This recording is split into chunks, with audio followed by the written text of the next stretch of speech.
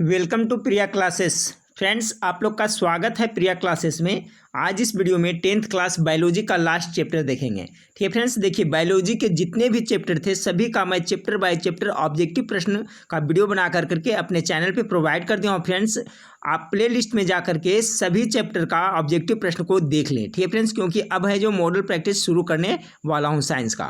ठीक है फ्रेंड्स, तो आज इस वीडियो में जो 10th क्लास का बायोलॉजी है उसका लास्ट चैप्टर देखेंगे, जिसका नाम है आपका प्राकृतिक संसाधनों का प्रबंधन। इस चैप्टर से जितने भी महत्वपूर्ण प्रश्न बनते थे फ्रेंड्स सभी को इस वीडियो में शामिल किया है। टोटल 25 महत्वपूर्ण ऑब्जेक्टिव प्रश्न बने हैं। ठीक है फ्रेंड्स, तो अगर इस बार आप मैट्रिक एग्जाम देने वाले हैं तो लास्ट तक वीडियो के जरूर बने रहिएगा फ्रेंड्स, और सभी प्रश्न को जरूर याद कर लीजिएगा। देखिए फ्रेंड्स, आप लोग के लिए काफ़ी मेहनत करके वीडियो बनाते हैं। आप लोग चैनल पे नए हैं तो प्लीज़ चैनल को सब्सक्राइब कर लें, और वीडियो अच्छा लगे तो लाइक जरूर करें और दोस्तों में शेयर जरूर करें। ठीक है फ्रेंड्स, तो चलिए वीडियो को शुरू करते हैं। ठीक है फ्रेंड्स, तो 25 प्रश्न में से आप कॉमेंट करके बताइएगा कि इन 25 प्रश्नों में से आपको पहले से कितना प्रश्नों का जवाब पता था। आज का पहला सवाल फ्रेंड्स देखिए डिस्कस करते हुए चलेंगे। पहला सवाल है कि पर्यावरण दिवस कब मनाया जाता है। गेस करते चलिए फ्रेंड्स। ऑप्शन ए में 8 मार्च, बी में 5 जून, सी में आपका 1 मई और डी में 11 जुलाई का। तो आपका पर्यावरण दिवस आपको 5 जून को मनाया जाता है। ठीक है फ्रेंड्स, अब देखिए ये भी याद रखें 8 मार्च को आपको अंतर्राष्ट्रीय महिला दिवस मनाया जाता है, याद रखेगा। 1 मई को मजदूर दिवस मनाया जाता है, ये भी याद रखें फ्रेंड्स। और 11 जुलाई को विश्व जनसंख्या दिवस मनाया जाता है। इसमें जितने भी सब दिवस दिए हैं फ्रेंड्स काफ़ी महत्वपूर्ण है, ये अभी से याद करते चले, आपको एक कंपटीशन में भी काम देगा। तो 8 मार्च को अंतर्राष्ट्रीय महिला दिवस और 5 जून को विश्व पर्यावरण दिवस फ्रेंड्स, जो इसका राइट आंसर हुआ। और 1 मई को याद रखें मजदूर दिवस, और 11 जुलाई को विश्व जनसंख्या दिवस। ठीक है फ्रेंड्स, चलिए थोड़ा सा वक्त दीजिएगा फ्रेंड्स, लेकिन पढ़िए तो बढ़िया से पढ़िए। ठीक है फ्रेंड्स, चलिए सवाल नंबर 2 को देखें। सवाल नंबर 2 है, हाँ फ्रेंड्स, तो सवाल नंबर 2 देखें। सवाल नंबर 2 है कि चिपको आंदोलन किस वर्ष में प्रारंभ हुआ था। तो कब प्रारंभ हुआ था फ्रेंड्स, तो देखिए चिपको आंदोलन प्रारंभ आपको 1973 ईस्वी में हुआ था। Right answer option number B हो जाएगा। ठीक फ्रेंड्स, और देखिए चिपको आंदोलन कैसा आंदोलन था इसके बारे में थोड़ा डिटेल देख लें। तो चिपको आंदोलन फ्रेंड्स देखिए, चिपको आंदोलन एक पर्यावरण रक्षा आंदोलन था। कैसा आंदोलन था, तो पर्यावरण रक्षा आंदोलन था। किसानों ने वृक्षों की कटाई के विरोध करने के लिए किया गया था। यह आंदोलन क्यों किया गया था, तो जो वृक्ष को कटाई की जा रही थी फ्रेंड्स वहाँ के जंगल के ठेकेदारों द्वारा उसके विरुद्ध किया गया था। और इसके नेता कौन थे, तो सुंदरलाल बहुगुणा थे, ये भी याद रखिएगा। यह आंदोलन उत्तर प्रदेश के चमोली जिले में सन 1973 में प्रारंभ हुआ था। कब हुआ था, 1973 में। वर्तमान में चमोली जिला उत्तराखंड में पड़ता है। जब 1973 में यह आंदोलन शुरू हुआ था फ्रेंड्स, तो ये आपका जो चमोली था जो कहाँ पड़ता था, उत्तर प्रदेश में पड़ता था, लेकिन अभी वर्तमान में कहाँ पड़ता है, तो ये उत्तराखंड में पड़ता है। देखिए फ्रेंड्स, कहीं कहीं मॉडल प्रैक्टिस सेट में आपको चिपको आंदोलन का शुरुआत कब हुआ था फ्रेंड्स, देता है आपको 1970, तो गलत हो जाएगा। ठीक है फ्रेंड्स, इसका जो राइट आंसर है आपका 1973 में यह प्रारंभ हुआ था। ठीक है, तो आपका कॉन्सेप्ट क्लियर हो गया होगा फ्रेंड्स कि चिपको आंदोलन किस वर्ष में प्रारंभ हुआ था, तो 1973 में हुआ था। और चिपको आंदोलन कि नेता कौन थे, सुंदरलाल बहुगुणा, ये भी याद रखें। सवाल नंबर 3 को देखें। वन संरक्षण का उपाय है। वन संरक्षण यानी वन का बचाव करना। ठीक है फ्रेंड्स, यानी वन के इसको किस तरह से हम सुरक्षित रख सकते हैं। ऑप्शन ए में है नई वृक्षारोपण के द्वारा, बी में है वनों की कटाई पर रोक करके, सी में जनसंख्या वृद्धि पर रोक, और डी इनमें से सभी। तो देखिए वन को हम लोग संरक्षित कैसे रख सकते हैं, संरक्षण कैसे प्रदान कर सकते हैं, तो इसका right answer option number D हो जाएगा, सभी तीनों उपायों के से। ठीक फ्रेंड्स, नया वृक्षारोपण द्वारा वन की कटाई पर रोक लगाना पड़ेगा, जनसंख्या वृद्धि पर भी रोक लगाएंगे तो वन संरक्षण होगा। ऑप्शन नंबर डी इसका राइट आंसर हो जाएगा। सवाल नंबर 4 को देखिए फ्रेंड्स। सवाल नंबर 4 आपका है कि टिहरी बांध का निर्माण किस प्रदेश में किया गया है। तो टिहरी बांध का निर्माण आपको उत्तराखंड में किया गया। ठीक है फ्रेंड्स, और किस नदी पे, तो भागीरथी नदी पे, ये भी याद रखिएगा। टिहरी बांध का निर्माण किस प्रदेश में किया गया, तो उत्तराखंड में भागीरथी नदी पे। चलिए सवाल नंबर 5 को देखिए फ्रेंड्स। सवाल नंबर 5 है चिपको आंदोलन का मुख्य उद्देश्य संरक्षित करना था। अभी डिटेल बता दिया था फ्रेंड्स, आप लोग सही आंसर करें, इसका क्या होगा, तो वृक्षों के संरक्षित करने के लिए होगा friends, option number B right answer हो जाएगा। चलिए सवाल नंबर 6 को देखें। सवाल नंबर 6 आपका है फ्रेंड्स कि निम्नलिखित में से कौन बायोगैस ईंधन का स्रोत नहीं है। ऑप्शन ए में लकड़ी, बी में गोबर गैस, सी में नाभिकीय ऊर्जा, डी में कोयला। तो इसका राइट आंसर क्या होगा फ्रेंड्स, गेस करें। निम्नलिखित में से कौन बायोगैस ईंधन का स्रोत नहीं है। तो इसका जो राइट आंसर हो जाएगा फ्रेंड्स ऑप्शन नंबर सी, नाभिकीय ऊर्जा है जो इसका स्रोत नहीं है। सवाल नंबर 7 को देखिए। सवाल नंबर 7 है जीवाश्म ईंधन की ऊर्जा का वास्तविक स्रोत क्या है। तो जीवाश्म ईंधन की जो ऊर्जा का वास्तविक स्रोत है फ्रेंड्स, इसका हो जाएगा, क्या होगा राइट आंसर, गेस करें। इसका राइट आंसर होगा फ्रेंड्स आपका ऑप्शन नंबर सी, सूर्य हो जाएगा। देखिए फ्रेंड्स, जीवाश्म ईंधन जैसे पेट्रोलियम हो गया फ्रेंड्स, लकड़ी हो गया, ये सब जो भी है, तो इसका जो वास्तविक स्रोत है ऊर्जा का वो कौन है, सूर्य है। ठीक है, सूर्य से ही उनमें ऊर्जा आता है। तो right answer option number C हो जाएगा। सवाल नंबर 8 को देखिए फ्रेंड्स कि गंगा कार्य योजना किस वर्ष प्रारंभ हुई थी। ऑप्शन ए में 1980, बी में 1985, सी में 90 और डी में 1995। इसका राइट आंसर हो जाएगा आपका 1985 में गंगा कार्य योजना प्रारंभ हुआ था। कब, 1985 में। सवाल नंबर 9 को देखें फ्रेंड्स। सवाल नंबर 9 है निम्न में से कौन प्राकृतिक संसाधन नहीं है। तो प्राकृतिक संसाधन कौन नहीं है। ऑप्शन ए में वायु, बी में मृदा, सी में जल होगा, यहाँ पर फ्रेंड्स टाइपिंग मिस्टेक हुआ है, और डी में है जीवधारी। तो देखिए आपका जो वायु, मृदा मतलब क्या होता है, मिट्टी, और जल, ये सभी है जो प्राकृतिक संसाधन क्या है, जबकि जीवधारी है जो फ्रेंड्स आपका प्राकृतिक संसाधन नहीं है। ऑप्शन नंबर डी इसका राइट आंसर हो जाएगा, जीवधारी। चलिए सवाल नंबर 10 को देखें फ्रेंड्स कि सरदार सरोवर बांध किस नदी पे निर्मित है। बहुत ही महत्वपूर्ण सवाल है। ऑप्शन ए में यमुना, बी में गंगा, सी में नर्मदा और डी में ताप्ती। राइट आंसर क्या होगा फ्रेंड्स, गेस करें। इसका राइट आंसर हो जाएगा आपका ऑप्शन नंबर सी, सरदार सरोवर बांध नर्मदा नदी पे निर्मित है। सवाल नंबर 11 को देखें कि वनों के संरक्षण के लिए निम्न में से किन प्रक्रियाओं को नियंत्रित करने की आवश्यकता है। यानी वन को संरक्षण करने के लिए कौन कौन सी प्रक्रिया अपनानी जानी चाहिए। ऑप्शन ए में पेड़ों की अंधाधुंध कटाई पर रोक हो गया फ्रेंड्स। दूसरा में अतिचारण, यानी जो पशु के लिए चारण के लिए जंगल झाड़ को जो काट को ले जाते हैं फ्रेंड्स, वो पर हो गया दूसरा। तीसरा खनन, और डी में हो गया इनमें से सभी। तो इसका जो राइट आंसर हो जाएगा फ्रेंड्स आपका ऑप्शन नंबर डी, वनों के संरक्षण के लिए निम्न से किन प्रक्रियाओं को नियंत्रित करने की आवश्यकता है। तो सभी के, जैसे किस पे नियंत्रण करना है, तो पेड़ों की अंधाधुंध कटाई पे नियंत्रण करना है, अतिचारण पे नियंत्रण करना है, और खनन जो हो रहा है उस पर भी नियंत्रित करना है। तो ऑप्शन नंबर डी इसका बिल्कुल राइट आंसर होगा। सवाल नंबर 12 को देखें कि ऊर्जा का पारंपरिक स्रोत क्या है। बहुत ही VVI सवाल है फ्रेंड्स, गेस करें। ऊर्जा का पारंपरिक स्रोत क्या है। ऑप्शन ए में बायोगैस, बी में सौर ऊर्जा, सी में आपका पवन ऊर्जा, और डी में है आपका कोयला। तो इसका राइट आंसर क्या होगा।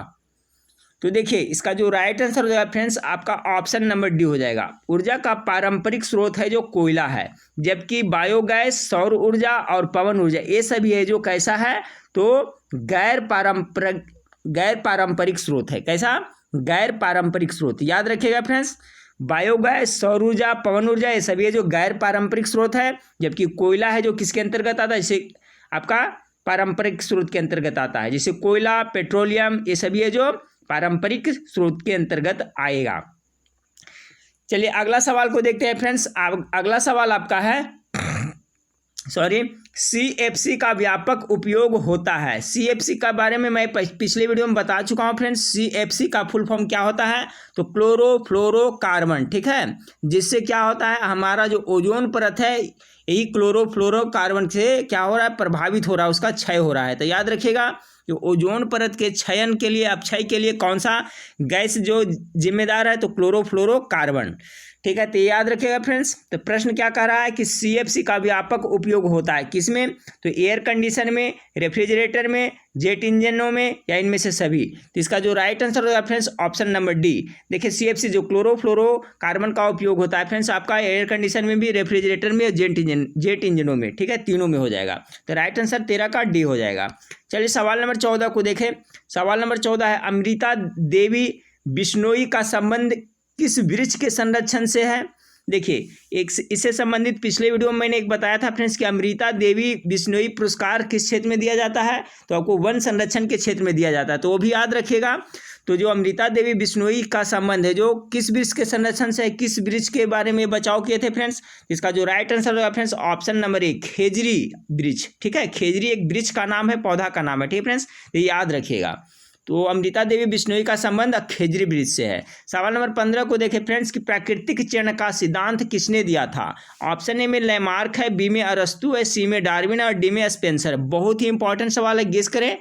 तो प्राकृतिक चयन का सिद्धांत दिया था चार्ल्स डार्विन ने, ठीक है। ऑप्शन नंबर सी इसका राइट आंसर होगा। पूरा नाम क्या है? Charles Darwin. चलिए सवाल नंबर 16 को देखें फ्रेंड्स। सवाल नंबर 16 है विश्व जल दिवस कब मनाया जाता है? बहुत ही इंपॉर्टेंट सवाल है फ्रेंड्स, गेस करें। तो विश्व जल दिवस ऑप्शन ए में आपका 22 मार्च, बी में 20 अप्रैल, सी में 23 अप्रैल और डी में 22 मई। तो राइट आंसर क्या होगा? तो आपका राइट आंसर हो जाएगा ऑप्शन नंबर ए, 22 मार्च को विश्व जल दिवस मनाया जाता है, याद रखिएगा। और फ्रेंड्स 22 मार्च को ही बिहार स्थापना दिवस भी मनाया जाता है, तो ये भी जरूर याद रखें। 22 मार्च को बिहार स्थापना दिवस भी मनाया जाता है और विश्व जल दिवस भी मनाया जाता है। सवाल नंबर 17 को देखें फ्रेंड्स कि निम्नलिखित में से कौन गैर परंपरागत ऊर्जा स्रोत है? ठीक है फ्रेंड्स, तो गेस करें राइट आंसर क्या होगा।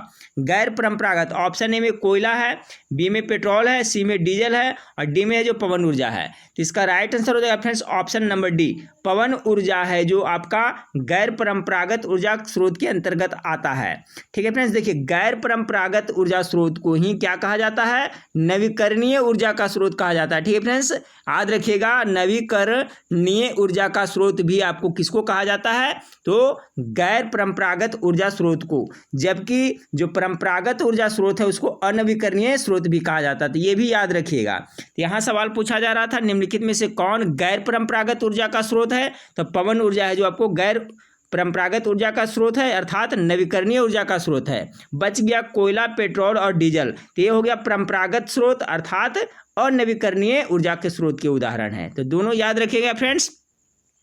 चलिए सवाल नंबर 18 को देखते हैं। सवाल नंबर 18 है ग्लोबल वार्मिंग के लिए कौन सी गैस उत्तरदायी है? तो ग्लोबल वार्मिंग फ्रेंड्स जैसा कि आप लोग जानते हैं कि जो हम पूरा पृथ्वी का है जो टेम्परेचर, पृथ्वी का जो वायुमंडल उसका तापमान बढ़ रहा है। ठीक फ्रेंड्स, जिसे हम लोग क्या कहते हैं? ग्लोबल वार्मिंग कहते हैं। तो किसके कारण, कौन सी गैस के कारण ऐसा हो रहा है फ्रेंड्स? तो इसका जो राइट आंसर होगा आपका कार्बन डाइऑक्साइड गैस के कारण। ऑप्शन नंबर ए सही है। ठीक है, ग्लोबल वार्मिंग के लिए कौन सा गैस उत्तरदायी है? तो कार्बन डाइऑक्साइड यानी CO2। चलिए सवाल नंबर 19 को देखते हैं फ्रेंड्स। सवाल नंबर 19 आपका है कि पर्यावरण को बचाने के लिए 3 प्रकार के आर का प्रयोग किया जाता है। ठीक है फ्रेंड्स, कितने प्रकार का? तो 3 प्रकार का आर का प्रयोग किया जाता है।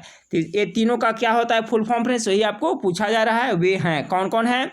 इसका जो राइट आंसर होगा फ्रेंड्स ऑप्शन नंबर बी, प्रथम आर से फ्रेंड्स आपका रिड्यूस हो गया, सेकेंड आर से आपको रिसाइकल हो गया और थर्ड आर से क्या हो गया? रीयूज हो गया। ये बहुत ही महत्वपूर्ण सवाल है फ्रेंड्स, याद रखिएगा। प्रथम से रिड्यूस और द्वितीय आर से रिसाइकल और तृतीय आर से रिफ्यूज। ठीक है फ्रेंड्स, ये 3 प्रकार का आर का आपको प्रयोग किया जाता है, तो इसे आप जरूर याद रखिएगा। ऑप्शन नंबर 20 का राइट आंसर है फ्रेंड्स, नोट कर लें। चलिए सवाल नंबर 20 को देखें। सवाल नंबर 20 है आपका फ्रेंड्स कि वायुमंडल में नाइट्रोजन की प्रतिशत मात्रा कितनी है? कल मैंने बताया था फ्रेंड्स नाइट्रोजन की प्रतिशत मात्रा कितनी है, तो इसका राइट आंसर हो जाएगा कितना? 78%। ठीक है, एक बार फिर से आपको रिवीजन कराता हूँ फ्रेंड्स। 78% है जो आपको नाइट्रोजन है और करीब 20.95, ठीक है फ्रेंड्स, लगभग 21% है जो आपका ऑक्सीजन है। ठीक है, और कार्बन डाइऑक्साइड की मात्रा कितना है फ्रेंड्स? तो 0.03% है जो वायुमंडल में कार्बन डाइऑक्साइड गैस है। तो तीनों को आप जरूर याद रखें, 78% नाइट्रोजन, लगभग 21% ऑक्सीजन और 0.03% आपका क्या है? Carbon dioxide. तो चलिए सवाल नंबर 20 का राइट आंसर क्या था? हो गया फ्रेंड्स ऑप्शन नंबर बी हो गया। अब चलिए सवाल नंबर 21 को देखते हैं। सवाल नंबर 21 आपका है फ्रेंड्स कि विश्व के संपूर्ण जल का कितना प्रतिशत जल समुद्रों में पाया जाता है? तो जैसा कि आप लोग को पता होगा फ्रेंड्स कि बहुत ज़्यादा जल है जो समुद्र में पाया जाता है, लगभग 97%। ऑप्शन नंबर 20 का बिल्कुल राइट आंसर हो जाएगा। समुद्र में लगभग 97% आपका जल पाया जाता है। चलिए सवाल नंबर 22 को देखें कि जैव विविधता के विशिष्ट स्थल क्या है? जैव विविधता के मतलब हो गया फ्रेंड्स जहाँ पर बहुत तरह के जीव रहते हैं, विभिन्न प्रकार के जीव, अनेक तरह के जीव देखने को मिलते हैं। तो सबसे ज़्यादा कहाँ होता है फ्रेंड्स? जंगल में होता है। आप जंगल में देखेंगे फ्रेंड्स हर एक प्रकार के जीव जंतु रहते हैं, हर एक प्रकार के सांप रहते हैं, हर एक प्रकार के मेढक रहते हैं, हर एक प्रकार के आपको वहाँ पे जानवर रहते हैं, हर एक प्रकार के पेड़ पौधे भी रहते हैं। तो इसका जो राइट आंसर रहेगा ऑप्शन नंबर बी, जंगल। जैव विविधता के विशिष्ट स्थल है तो जंगल है। चलिए सवाल नंबर 23 को देखते हैं फ्रेंड्स। सवाल नंबर 23 आपका है कि पृथ्वी पर पहुंचने वाली सौर ऊर्जा का कितना हिस्सा हरे पौधे द्वारा प्रकाश संश्लेषण के लिए उपयोग में लाया जाता है। बहुत ही इंपॉर्टेंट सवाल है फ्रेंड्स। देखिए आपका ये सूर्य हो गया फ्रेंड्स, ये आपका क्या हो गया, सूर्य हो गया, ठीक है। तो सूर्य से जो ऊर्जा चलता है फ्रेंड्स, तो कितना चलता है, 100% चला। तो पेड़ पौधे जो प्रकाश संश्लेषण क्रिया करते हैं तो कितना प्रतिशत उपयोग करते हैं फ्रेंड्स, तो मात्र 1% करते हैं। याद रखिएगा कितना, 1%। ऑप्शन नंबर सी इसका बिल्कुल राइट आंसर हो जाएगा। ध्यान रखिएगा, बहुत ही इंपॉर्टेंट सवाल है। एक बार फिर से सुने, पृथ्वी पर पहुंचने वाले सौर ऊर्जा का जो सूर्य से ऊर्जा चलता है उसका कितना हिस्सा हरे पौधे द्वारा प्रकाश संश्लेषण के लिए उपयोग में लाया जाता है, तो मात्र 1%। ठीक है फ्रेंड्स, याद रखिएगा। ये सब सवाल आपको आगे चल के कंपटीशन में काम देगा फ्रेंड्स 100%। इसलिए अभी से सबको रटते चले फ्रेंड्स, ताकि अभी से आप लोग कॉम्पिटिटिव हो जाए। चलिए सवाल नंबर 24 को देखें फ्रेंड्स कि आहार श्रृंखला के प्रत्येक पोषी स्तर पर कुल ऊर्जा का कितना प्रतिशत अगले पोषी स्तर को स्थानांतरित होता है।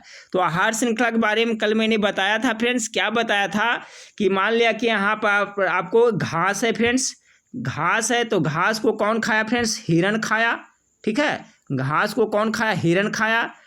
हिरण को कौन खाया, तो बाघ खा गया फ्रेंड्स। तो इस तरह से क्या होता है, एक श्रृंखला बन गया, आहार श्रृंखला बन गया। ठीक है, तो कह रहा है कि आहार श्रृंखला के प्रत्येक पोषी स्तर तक, तो जो घास को हिरण खाया फ्रेंड्स, तो इसको कितना प्रतिशत ऊर्जा जाएगा, स्थानांतरित होगा, तो 10% होगा। इसका right answer option number B हो जाएगा फ्रेंड्स। अब देखिए समझें कि जो घास को हिरण खाया तो इसको कितना यहाँ पर गया, 10% गया। अब हिरण को जो बाघ खाएगा फ्रेंड्स, तो कितना ऊर्जा स्थानांतरित होगा, तो इसको भी 10%। तो इसी तरह से आहार श्रृंखला में 10% का स्थानांतरण होता है। ऊर्जा का कितना, 10% का स्थानांतरण होता है। तो मेरे ख्याल से आप समझ गए फ्रेंड्स। एक बार फिर से सुने कि आहार श्रृंखला के प्रत्येक पोषी स्तर पर कुल ऊर्जा का कितना प्रतिशत अगले पोषी स्तर को स्थानांतरित होता है, तो 10% होता है। ठीक है फ्रेंड्स।